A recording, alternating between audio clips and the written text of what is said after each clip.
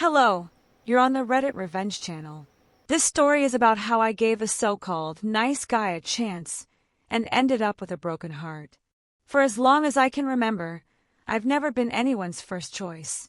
Every relationship I had was filled with disappointment. I was cheated on, lied to, and dumped more times than I could count.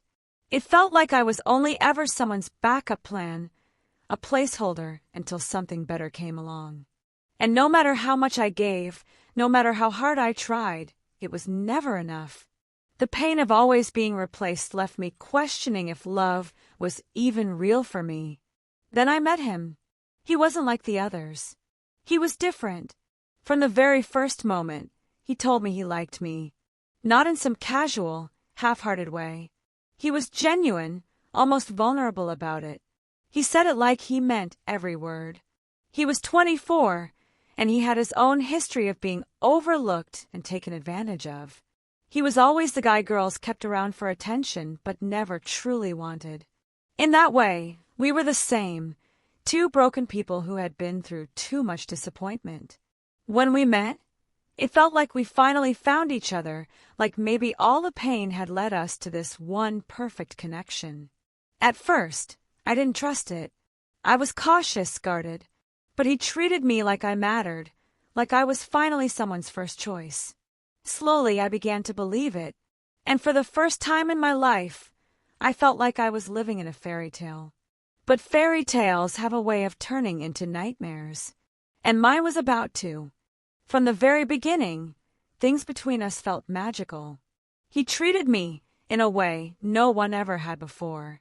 He was attentive, thoughtful, and always made me feel seen.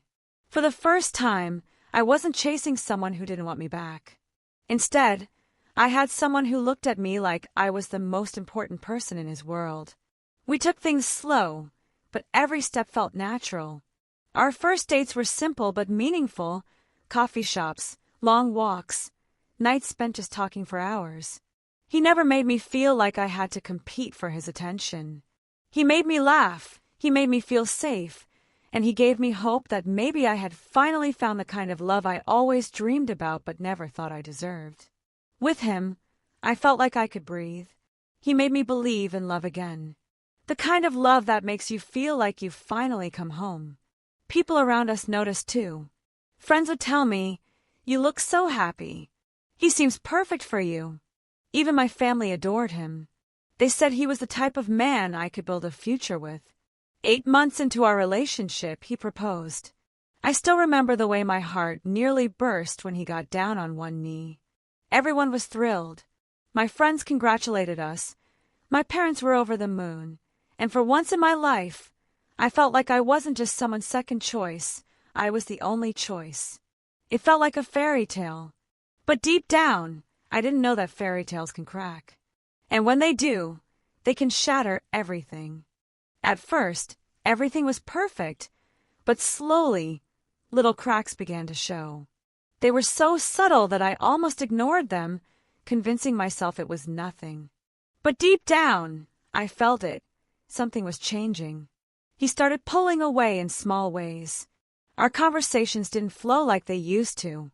The man who once asked me about my dreams, my feelings, my silly little thoughts, now gave short, dry answers. When I asked him how his day was, he'd just shrug and say, "Fine."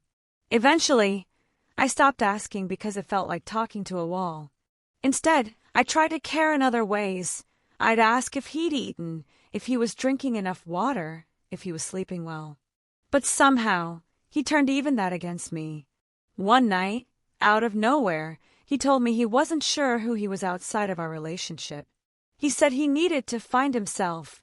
His words felt like a knife. He started questioning if I was really the one for him, if he still loved me as much as before. When I pressed him on why he suddenly felt this way, his reasoning shattered me. He said that because I stopped asking him about his day, he felt unloved, like I no longer cared. I couldn't believe it. After everything I did to show I cared, that was the thing he chose to focus on?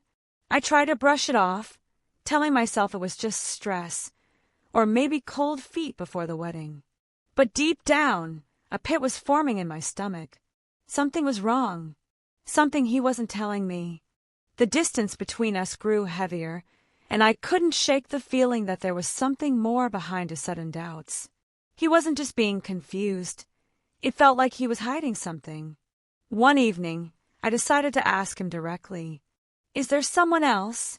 I tried to keep my voice calm, but my chest was pounding. He looked shocked, almost offended, and quickly denied it. But the way his eyes darted, the hesitation in his tone, I knew there was more. After pushing him for days, he finally admitted there was another woman. He claimed it was nothing romantic, just someone he talked to about business. He even swore up and down that she meant nothing, that I was imagining things, and that I was still the only one he loved. But his words didn't match his actions. His phone was glued to him more than ever. He'd tilt the screen away whenever a message came in, and when I asked who it was, he'd brush me off with excuses that sounded rehearsed. I wanted to trust him. I really did. We were engaged, building a life together. Trust was supposed to be the foundation of everything. But every time he said her name, or mentioned her in passing, something inside me twisted.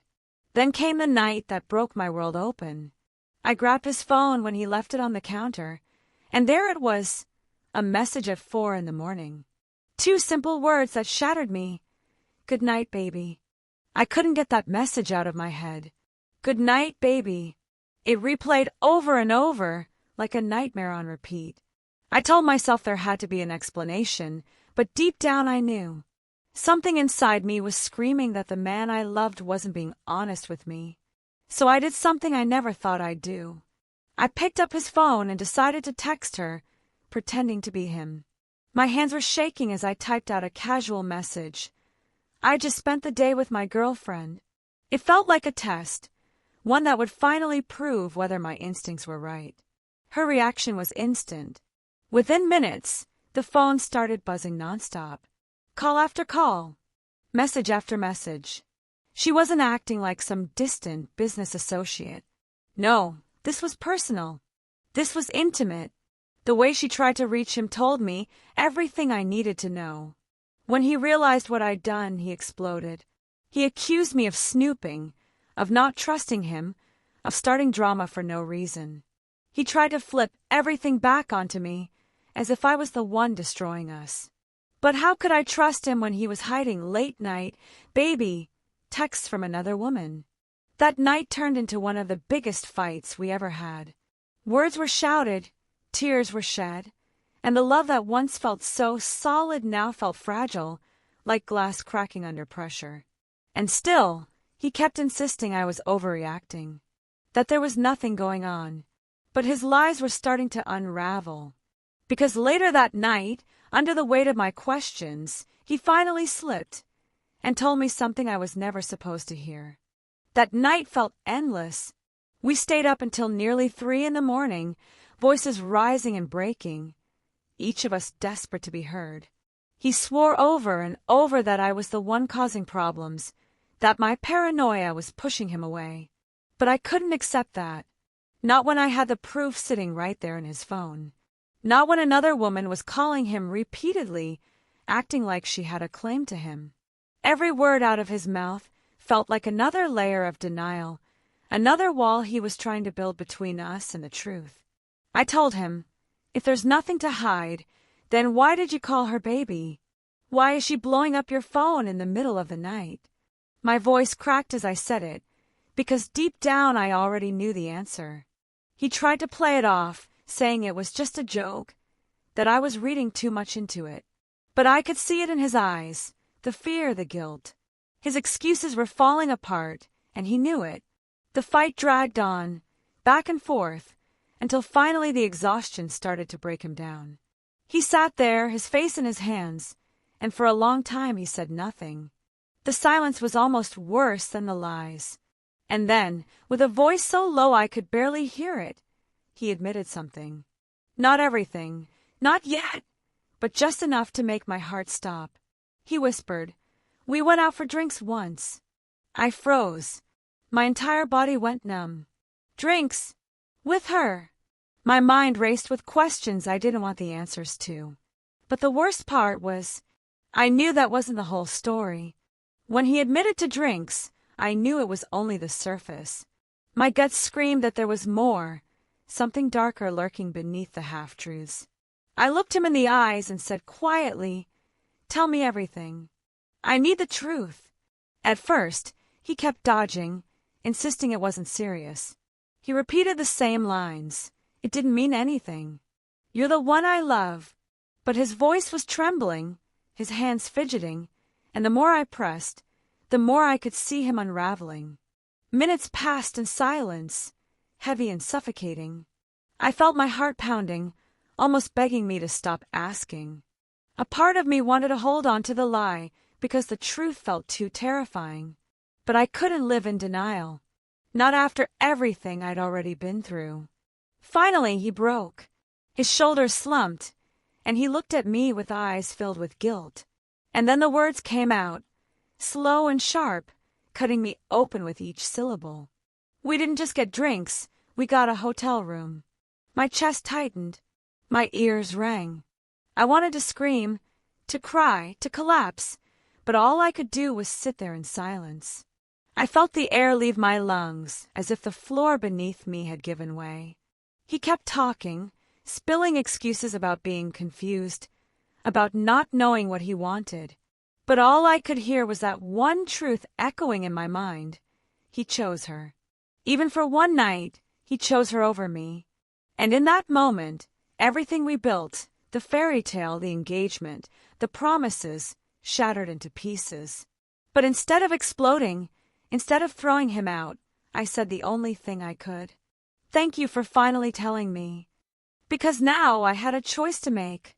After his confession, the silence between us was deafening. I felt like I was staring at a stranger. This was the man who once promised to protect my heart, and now he was the one who shattered it. I wiped my tears and finally spoke. My voice was steady, but inside I was shaking. "If you want me, if you truly want this relationship, then prove it. No more half-truths. No more excuses. You choose me, fully, or you lose me forever." He froze. For a long moment, he didn't say anything. Then, in a panic, he grabbed his phone. Right there in front of me, he blocked her number. He deleted their messages, their social media connections, everything. He wanted me to see it, to believe that she was gone from his life. "See," he said desperately, "I don't want her. I want you. I still want to marry you. I'll do whatever it takes to fix this."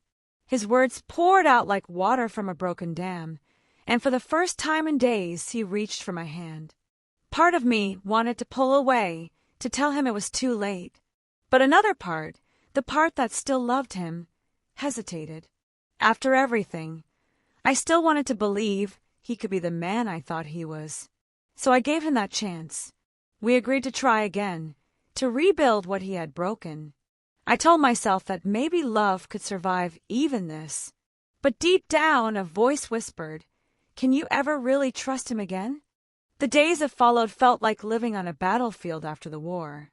The smoke had cleared, but the ruins were still there, reminding me of what we had lost. He tried, I could see that. He called me more.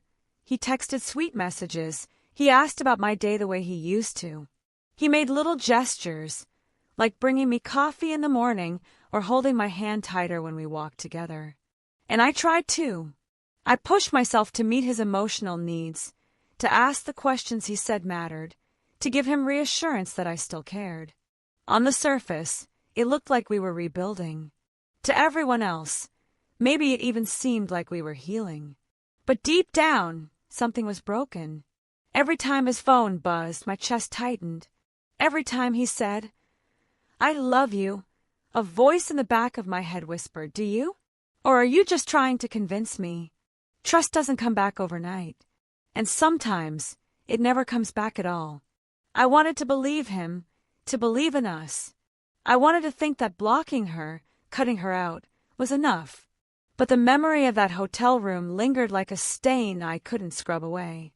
We still talked about the wedding. We still planned a future. Outwardly, we looked like a couple who had survived the storm. But inside, I was terrified. Terrified that this wasn't rebuilding, it was pretending. And pretending only lasts so long before the cracks start showing again. Now here we are, still engaged, still telling everyone that we're working through it. On the outside, it almost looks like nothing happened. He still talks about our future. He still says he wants to marry me. And sometimes, when I let myself forget, it almost feels like before. But then it hits me. The truth can't be undone. I can never unhear his confession. I can never erase the image of him in that hotel room with her. No matter how many promises he makes now, a part of me will always wonder if he's capable of doing it again. He swears he's changed. He says he realized what he stands to lose, and that I'm the only one he wants. And I want to believe him. God, I want to so badly. Because despite everything, I still love him. That's the cruel part about betrayal. Love doesn't just vanish the moment trust is broken. It lingers, even when it hurts. So I stay. I try. I fight for something that might already be gone. And every day I ask myself the same question. Can we really make this work? Or am I just delaying the inevitable heartbreak? That's why I'm here, telling this story. Because I don't know if forgiveness is enough to save us. I don't know if a wedding can fix a broken foundation. What do you think? Would you marry someone who cheated but begged for a second chance? Or is a single betrayal proof that love was never real to begin with?